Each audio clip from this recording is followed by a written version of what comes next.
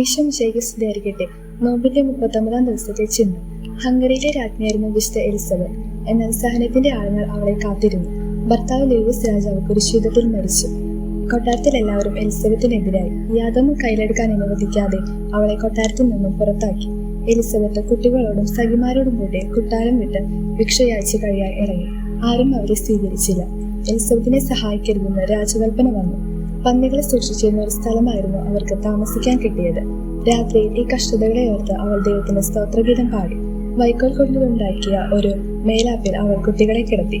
രാത്രിയിൽ എലിസബത്ത് ദൈവത്തോട് ഇങ്ങനെ പ്രാർത്ഥിച്ചു: ഓ ദൈവമേ, ദാരിദ്ര്യം എന്ന മഹാഭാഗ്യം അനുഭവിക്കാൻ അങ്ങ് എന്നെ തിരഞ്ഞെടുക്കാൻ എനിക്ക് എന്ത് യോഗ്യതയാണുള്ളത്? ഞാൻ തികച്ചും അയോഗ്യയാണെന്ന് അങ്ങേക്ക് അറിയാമല്ലോ.